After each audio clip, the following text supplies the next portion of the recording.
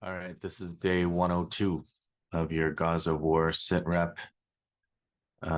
This is a military analysis of the Gaza war that does not disdain Arab military capacities or and understands guerrilla warfare. That's the premise of these updates. And as usual, I had been researching various angles to give you a deep dive type of thing on October 7th. I've been planning to give you a deep dive on the parallel course of genocides and wars historically. But instead, I have to once again give you so many updates, headlines. The headlines from today alone are unbelievable. I don't even know if I can tell you everything that happened today and yesterday. But let us begin with Iran and Iran's missile launches against targets in Iraqi Kurdistan and in Pakistan, in Balochistan. And this is um this is something where I think I have to talk a bit about I have to talk a bit about south conflicts, I guess, divisions. So you I don't know how much you know about the Kurdish um Kurdish politics, the politics of Kurdistan. But we can say that um, when the imperialists divided the so-called Arab world, or the Kurdish Arab world, or they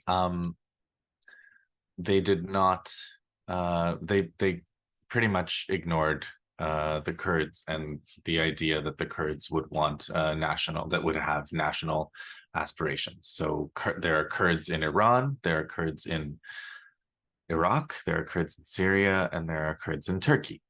And in various of these countries, there have been um,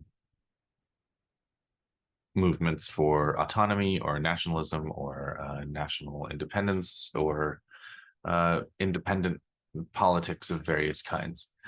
And this is something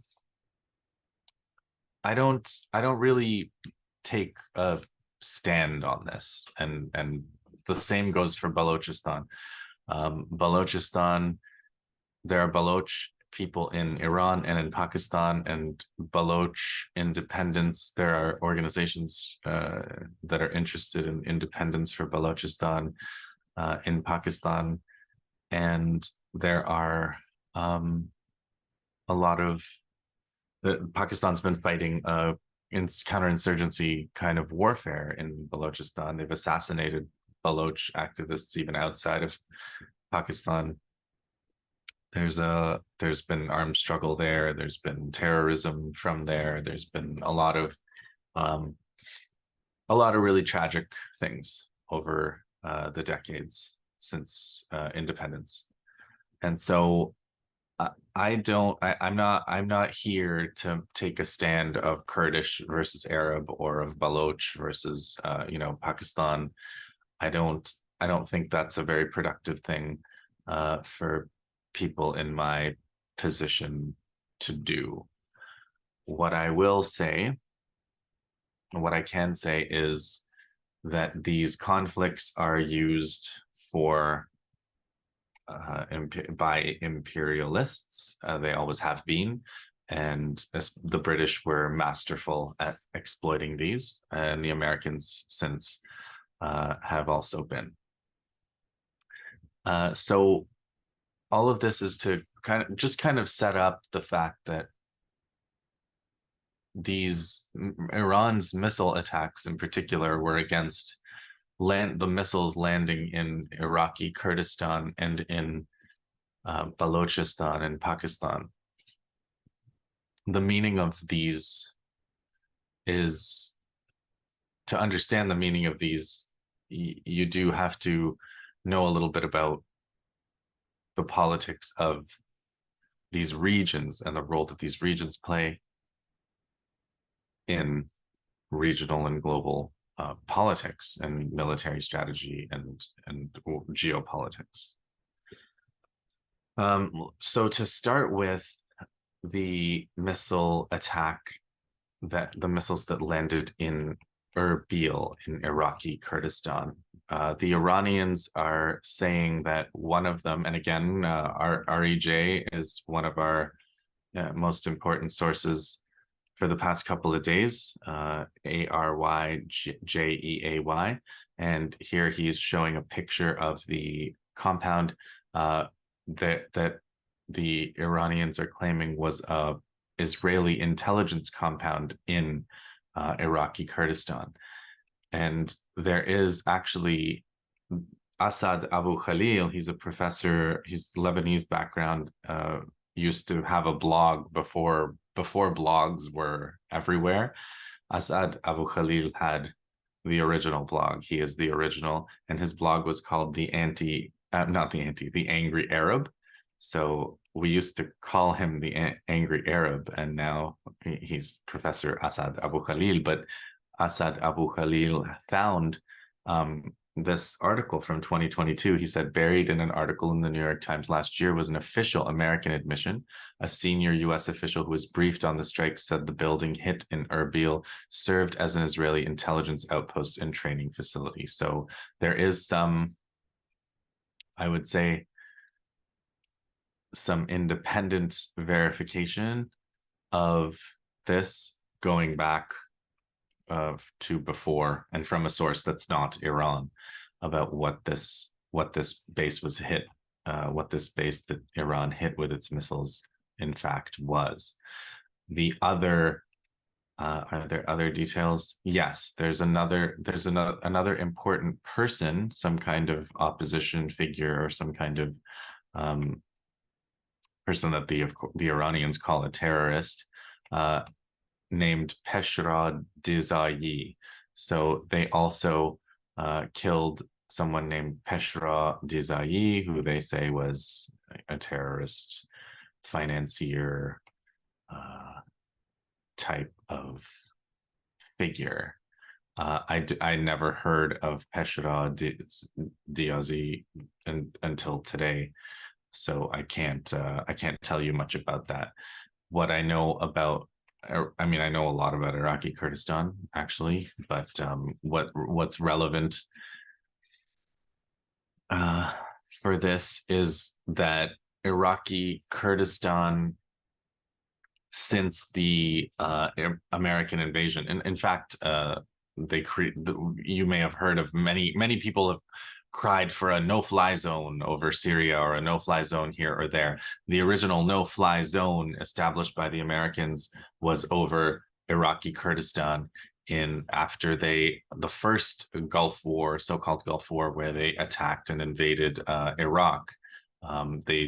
They attacked Iraqi forces in Kuwait and forced the Iraqi forces to leave Kuwait, and then they attacked Iraq. They had a big bombing campaign against Iraq, and then they followed that up with sanctions that killed hundreds of thousands of people, lots of children, hundreds of thousands of children. You guys have heard the quote from Madeleine Albright saying that the price of that was worth it.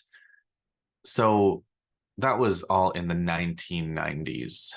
I know a lot of you were alive at the time because I've checked the YouTube statistics, and I know that the followers of this account are all pretty old, like me. But we're talking about the 1990s. We're talking about Iraqi Kurdistan achieving some form of autonomy because of this no-fly zone established by the U.S. And there were a couple of important big families that gained a control of Iraqi Kurdistan. The Talabani and Barzani are the names that you'll hear a lot about, and these families continue to exert a lot of influence over what goes on in Iraqi Kurdistan, and up to and including hosting Israeli intelligence so that they can monitor their enemies in Syria, Iraq, etc. So Iran attacked this base and attacked assassinated basically someone who was playing some financing and organizing kind of role, according to their claims.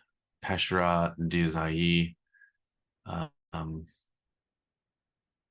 they argue, was someone who helped organize various attacks inside Iran. So now to Balochistan. So like I said, Balochistan has been hit, has been the scene, the site. I've written about this actually on my blog and for various outlets. I did a bit of a study of the Balochistan situation, which you can read. It's been the site of insurgency and counterinsurgency since many decades, and it's flared up recently as for various reasons, but among them being the fact that the Belt and Road Initiative and the China-Pakistan Economic Corridor, a lot of it goes through Balochistan, and so it's become a strategic target for Baloch independence movement kinds of armed organizations, and it's also become and there's also a grievance that Balochistan is not getting any of the benefits of this, and there's a whole economic analysis to do there about that, which I did a little bit of in my article from a couple of years ago. So you can take a look at that. I think the title was something like a development first solution or something like that. So the argument was that paying attention to these economic issues can possibly help to patch this up. I want to see all of these conflicts patched up. I don't want to see any group crushed in the region. I want to see Kurds and Arabs living together. I want to, as they have in various times, I want to see Baloch and Punjabi and Pashtun and everybody in Pakistan getting along and living together and engaging in development together. And I think that's possible. So I just want to kind of say that. Now, as for the Iranian missile attacks in Balochistan in Pakistan,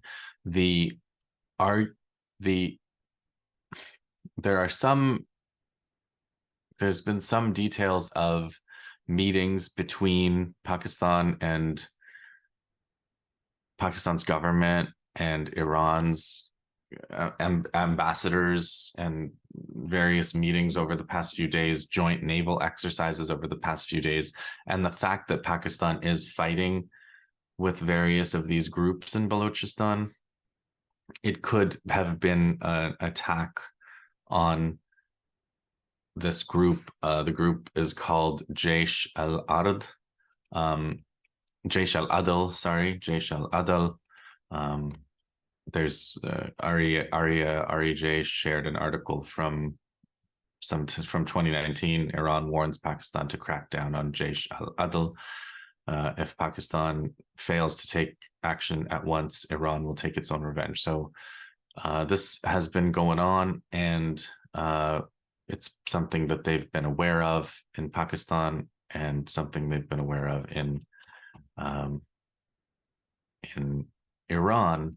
And so there's a hypothesis that they were working together, or that at least that Pakistan was aware of this. Here's another Twitter account that says, here's a picture of the Iranian foreign minister and the Pakistani prime minister meeting in Davos. And Iranian media reported coordination with Pakistan before the attack. So it could be, what might appear at first glance to be Iran launching missiles in all directions in one day. There may be, that certainly is what happened. Iran certainly launched a whole bunch of missiles in a whole bunch of different directions and hit different countries. But it may not be the violation of Pakistan's territory, or at least of Pakistan's state, that it looks like at first glance.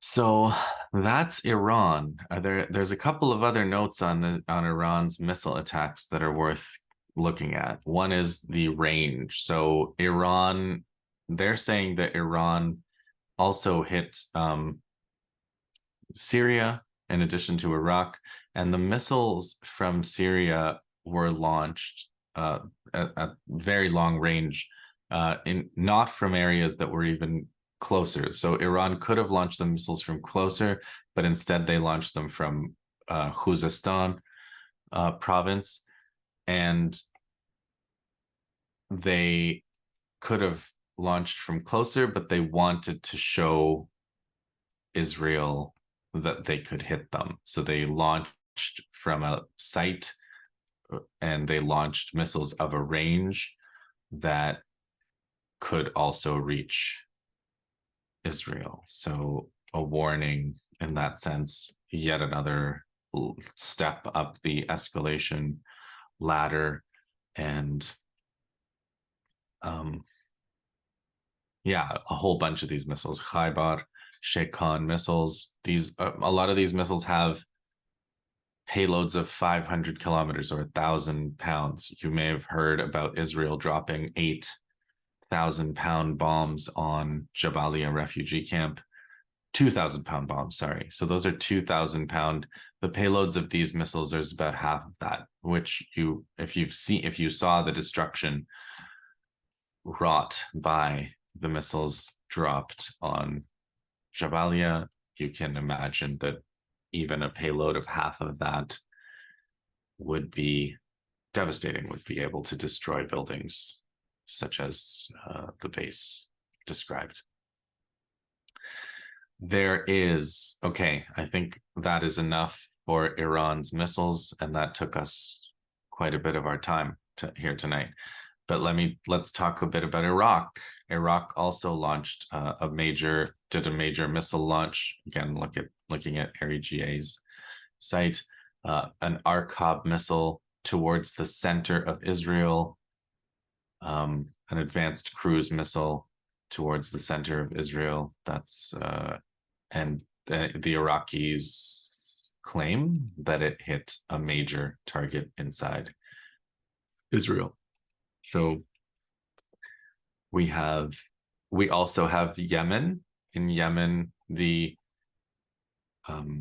Ansar Allah launched missiles and they say that they hit a US ship in the Red Sea. So the whole claim that the US had done something to deter Ansar Allah by launching airstrikes is down the toilet. One of the commanders, the spokespeople said that as soon as they were threatened, they launched missiles immediately. And as soon as the US delivered this threat saying, we're gonna get you, they launched missiles immediately. So they're not going to be listening to the US on this one.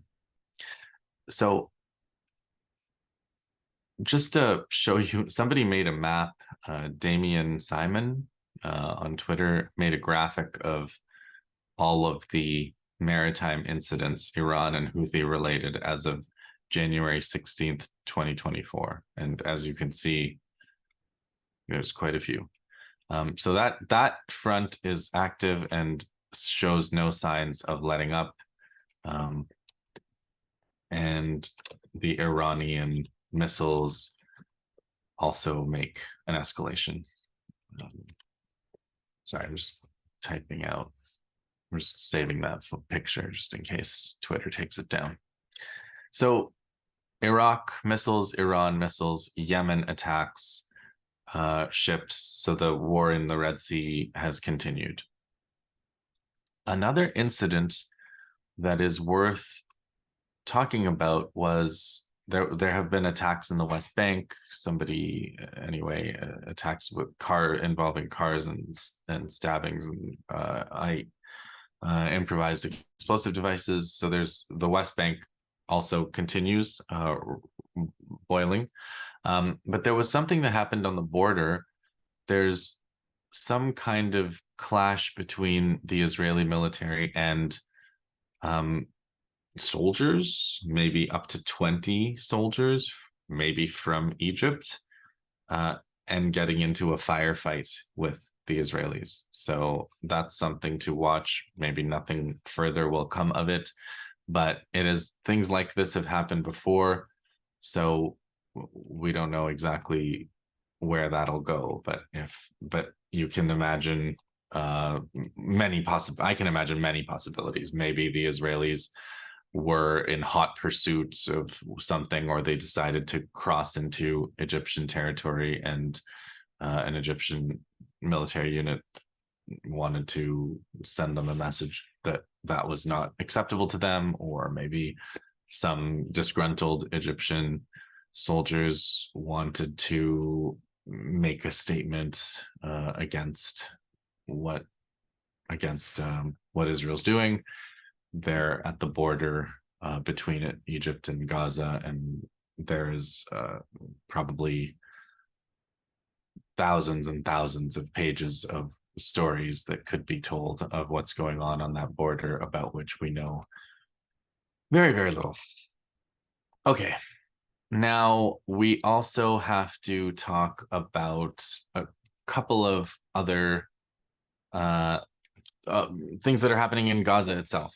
Okay, we have Khan Yunis continues to be the major site of major battles, lots of infantry battles, destruction of bulldozers claimed by Al-Qassam, attacks with mortars, anti-personnel explosives. So they're still causing casualties and hitting armor, bulldozers, tanks in Khan Yunis, which is in central Gaza. There was a withdrawal yesterday. Another division, leaving 3 divisions in Gaza, but one other division, the tanks rolled out. There were lots of images coming out of the Israelis leaving North Gaza. And then I saw headlines saying they had come back, and there were actually some battles in North Gaza as well that the Palestinian resistance has claimed.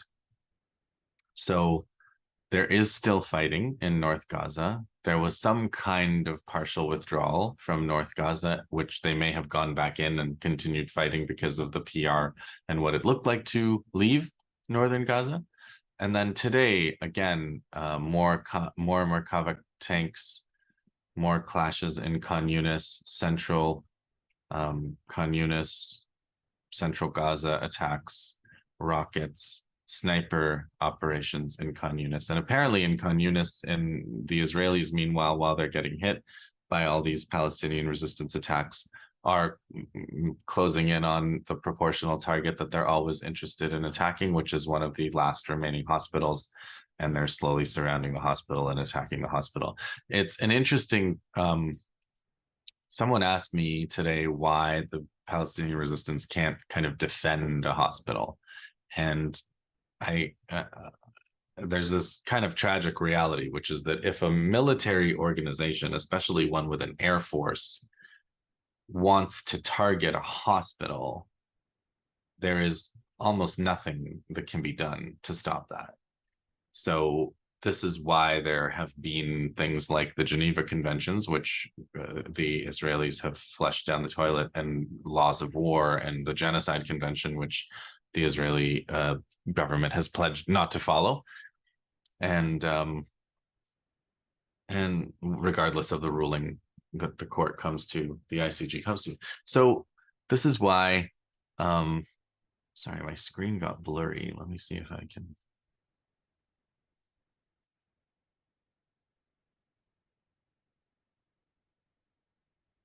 So this is why there are these conventions, because everybody knows that if an army targets a hospital, there's no defense. The hospital is an indefensible target. It's a target that's full of civilians, and there's nothing you can do to save them from an army.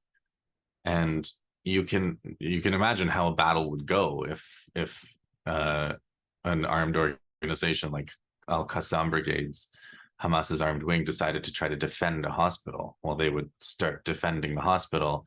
They would get into a firefight with the troops, maybe blow up a tank or two, and then what would happen is the Israeli Air Force would come and drop 2,000-pound bombs on the hospital and the Qassam brigades, and maybe even the Israelis that were fighting there, and then everybody dies. So the Israelis are going to go and they're going to slowly kill people in the hospital like they've done, and then they're going to bulldoze the hospital, and there's almost nothing that, militarily speaking, there's nothing that can be done about it.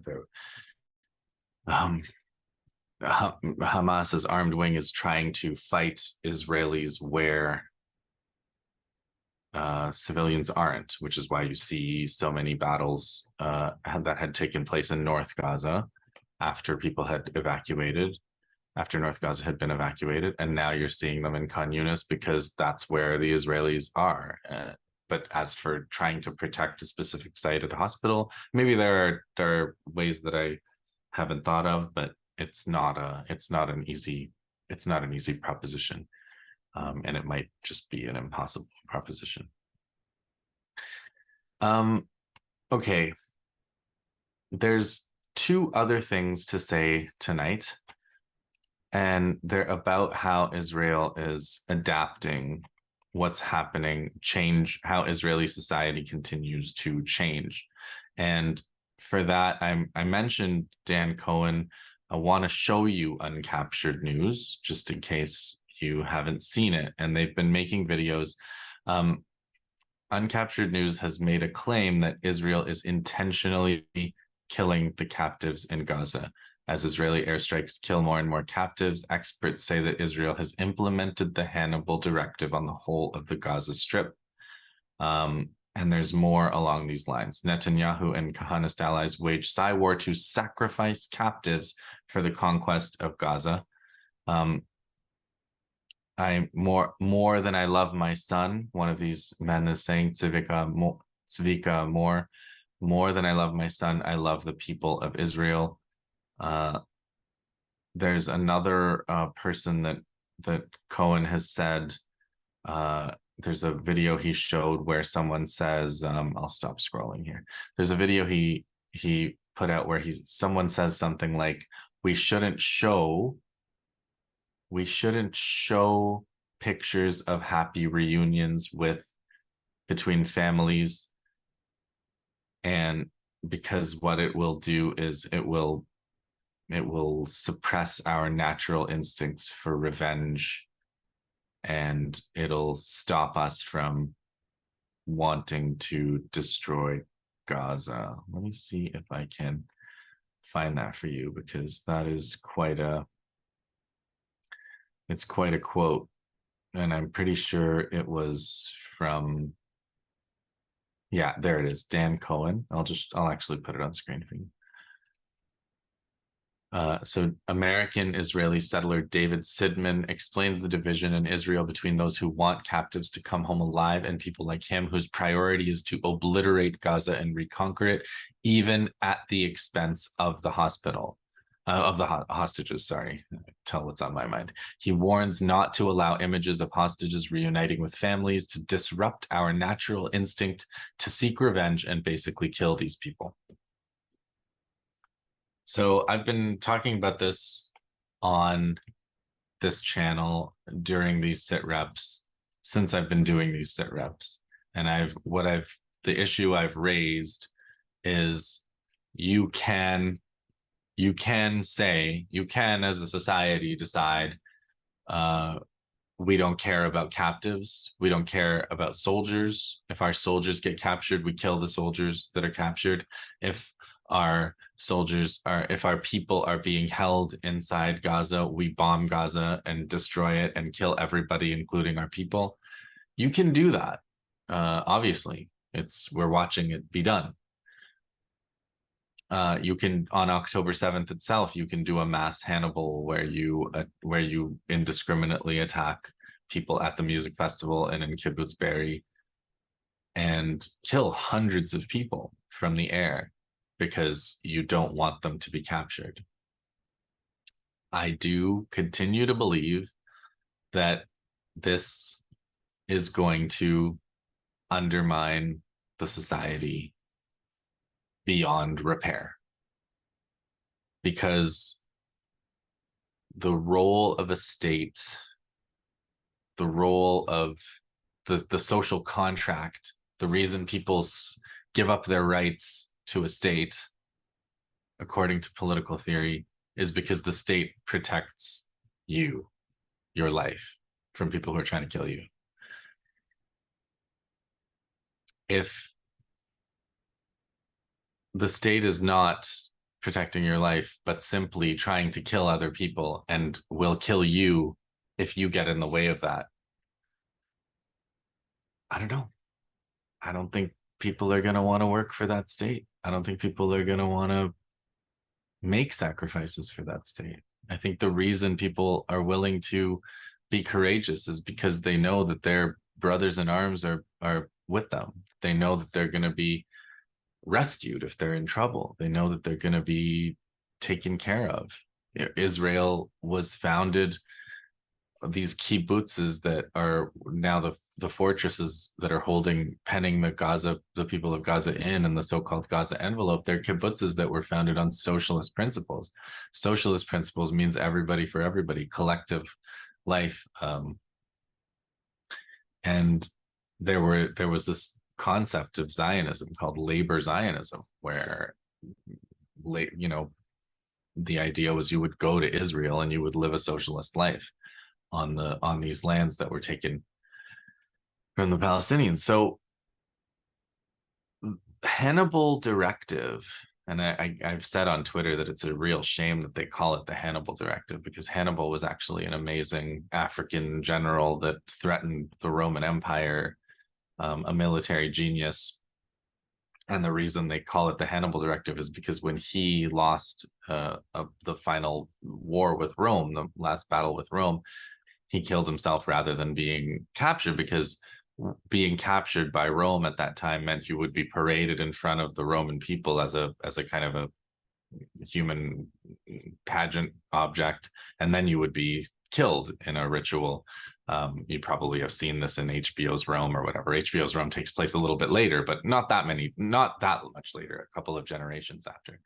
So Hannibal killed himself rather than subject himself to this. The Hannibal Directive is your own side killing you. You're not committing suicide rather than being captured. Your own side is killing you to avoid having to negotiate for your release and give up captives that they've taken from the other side. It has nothing to do with Hannibal. It has nothing to do with the historical Hannibal. But anyway, the Hannibal Directive, as practiced by Israel, is a corrosive doctrine. It's a corrosive doctrine for military cohesion. It's a corrosive doctrine for social cohesion. And I don't believe we have even begun to see the consequences of this. Hannibal doctrine is only 10 years old or so, and it was instituted because they were upset that they had to give up so many Palestinian prisoners in exchange for one Israeli prisoner. And so they said, well, from now on, we're going to prevent people from getting captured by killing them. But then how quickly we went from, we're going to concentrate our firepower on this situation where soldiers are being captured, to a mass Hannibal event on October 7th, which is what the term that one of the Israeli commanders used. And then from a mass Hannibal event to a mass genocide event, in which parents of children are advocating the sacrifice of their children. So I don't know where this is going, but it has expanded and scaled up And I do think that it is very possibly enough to destroy a whole society when you get to that point. But we'll have to see. So I think that's what we could get through today. There is, as always, tomorrow will bring more surprises, I'm sure, but one of these days we will get to October 7th, I promise, and one of these days we will get to historical analogies for war and genocide. I'm still reading about it, and so we will get to it. Hope you get through tomorrow, okay? Take care, and like and subscribe, please. Do all that stuff. Thank you.